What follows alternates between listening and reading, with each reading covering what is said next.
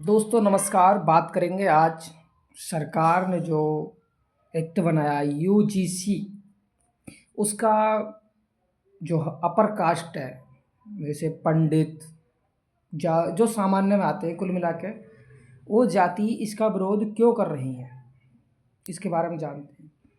इस एक्ट में मैंने जैसे थोड़ा बहुत अध्ययन किया, मेरे पास है उसका पीडीएफ। तो उसमें यह लिखा हुआ है कि जैसे पहले एससी और एसटी पर अत्याचार होता था तो वे लोग एफआईआर दर्ज कर देते थे किसी पर कि आपने हमारे साथ अत्याचार करा है तो हम आप पर केस दर्ज कर रहे हैं।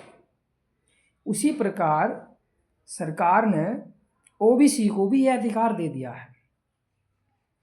अब हमारे ऊपर बात करी जाए, हम जर्नल में माने जाते हैं, यानी जो केंद्र सरकार है उसमें जर्नल में आते हैं हम लोग, और यूपी सरकार में हम ओबीसी में आते हैं।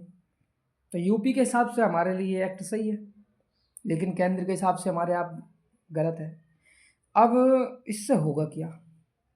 मान लीजिए एससी एसटी और ओबीसी यानी तीनों लोगों को इस एक्ट में ये अधिकार दे दिया है कि अगर आप पर कोई व्यक्ति किसी संस्था में यानी स्कूल में रैगिंग वगैरह या किसी तरीक़ा से अत्याचार करता है तो आप लोग उस पर केस दर्ज करा सकते हैं, और 1 महीने के अंदर इसकी जांच करके जो स्कूल वाले लोग हैं उनको रिपोर्ट भेजनी होगी और केस दर्ज करवाना होगा। दूसरी बात, यदि यह केस झूठा निकला तो केस दर्ज करने वाले पर कोई दिक्कत नहीं होगी, यानी उस पर कोई जुर्माना नहीं, कोई दंड नहीं। अब ब्राह्मण लोग या से चौहान लोग, जर्नल के लोग, ये इस वजह से डर रहे हैं कि इस तरह फिर तो एससी एसटी और ओबीसी के लोग हम पर कानूनी रूप से हावी हो जाएंगे। कैसे? कि वे हमारे जो यूथ लोग एडमिशन लेंगे किसी संस्था में, जो हमारे भविष्य में बच्चे होंगे वो परीक्षा देंगे और यूनिवर्सिटी वगैरह में जाएंगे, तो उन पर तो ये केस लगा दे करेंगे कभी हो किसी भी तरीक़ा से, न मुझे सता रहा, मुझे गाली दे रहा, मुझे जातिवाद टॉर्चर कर रहा है। तो इस वजह से ये लोग डरे हुए हैं।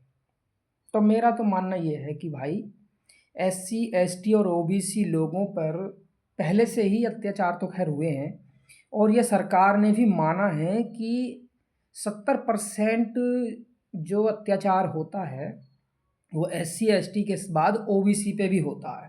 जैसे अभी यादवों की कथा सुनने के लिए ब्राह्मण लोगों ने मना किया कि उनकी कथा मत सुनिए, उसी प्रकार बहुत सारे लोगों पर अत्याचार हुए हैं। मध्य प्रदेश में एक विधायक ने उस व्यक्ति पर मूत्र त्याग किया था। तो सरकार ने डाटा इकट्ठा करने के बाद एक कमेटी बनाई थी, कमेटी ने इस बिल को पास करवाया और अधिसूचना जारी हो चुकी है। यानी कि अधिसूचना मेरे हिसाब से राष्ट्रपति जब देता है तो तभी ये होता है। संसद में ये बिल पास हो चुका है शायद, अब इसके बारे में पूरी जानकारी नहीं है, मैं देख लूँगा एक बार। मेरे हिसाब से पास हो चुका है और अब ये लागू ही हो गया है। अब जो जर्नल के लोग हैं वो कह रहे हैं कि हम मोदी जी से नाराज़ हैं, मोदी जी को वोट नहीं देंगे।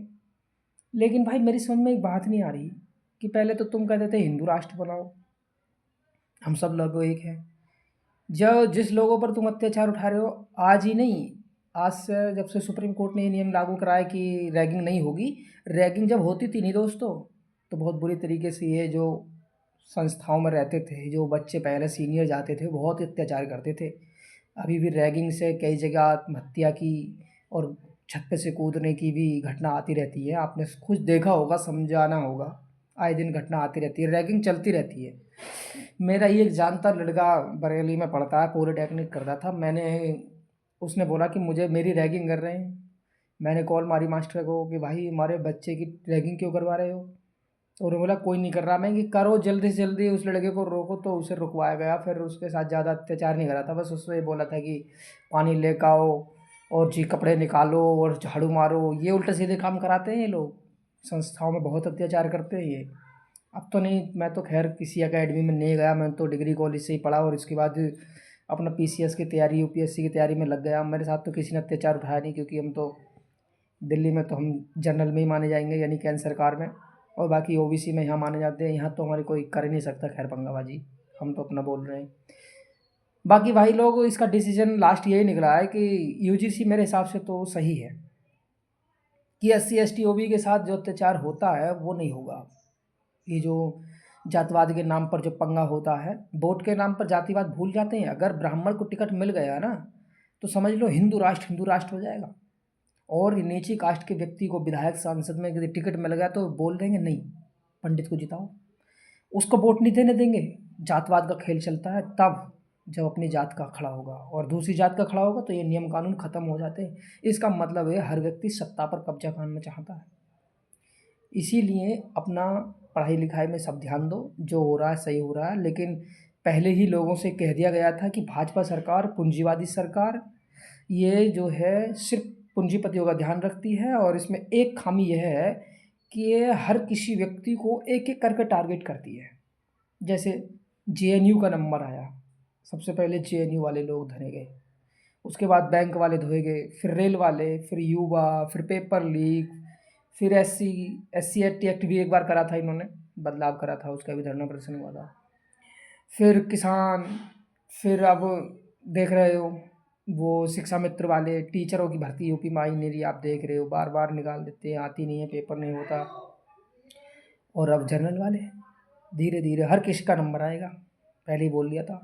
एक एक कर कोई नहीं बचेगा, हर व्यक्ति रखा जाएगा, क्योंकि ये लोग हैं पूंजीवादी। 1 रुपये में पूरा जंगल बेच दिया। और पता है अगर हमारे गांव में या फिर शहर में कोई मिट्टी खोद कर ले आए ना तो प्रदूषण बता देते हैं। एक पेड़ काट दे, एक पेड़ की टहनी काट दे तो बोल देते ग्रीन पोल्यूशन, यानी पोल्यूशन हो रहा है। भाई कहाँ से लाया गया ये वो, 1 रुपये में सारा जंगल बेच रहे हैं।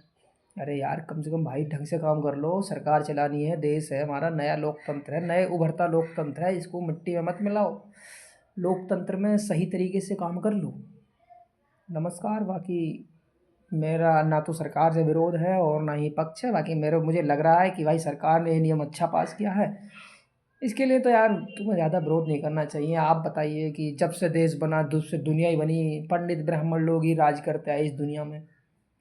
बताइए, लोगों को पहले उस रास्ते पर नहीं निकलने दे रहे थे जिस पे पंडित निकलेगा, उससे वहाँ जलान नहीं दे रहे शमशान घाट में। बताइए, अशुद्ध कर दिया, भोजन नहीं खा रहे, छुआ नहीं खा रहे, अब क्यों कर रहे भाई? जिस जाटव का छुआ ये पानी तक नहीं पी सकते, उसके चप्पल पहनने, उसके बने हुए चप्पल क्यों पहनते हो भाई तुम? बताओ। जिस गाय की चमड़ी से सॉरी या किसी चमड़ी से, बाल से, ऊन से जो बनते हैं कपड़े हमारे, उसे क्यों पहनते हो तुम?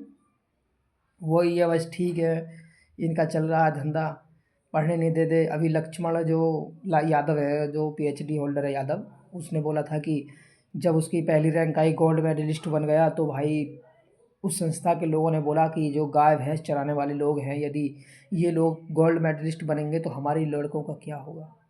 इसी प्रकार हर परीक्षा में भी धांधली होती है तो बड़ी जाति का ही व्यक्ति निकलता है। एससी एसटी ओबीसी के पास इतनी पावर नहीं, औकात नहीं है कि वो पेपर लीक करा दें। बड़े लोग ही पेपर लीक करवाते हैं। इसी वजह से बोलते हैं कि मास्क मत हटाना दोस्त, वायु में धुआं भी हो सकता है, ये कोरोना की वजह से ही नहीं लगाया जा सकता। और कोई ज़रूरी नहीं है कि नीच हरकत नीच ही करे, इसमें बड़ा घराना भी शामिल हो सकता है। धन्यवाद।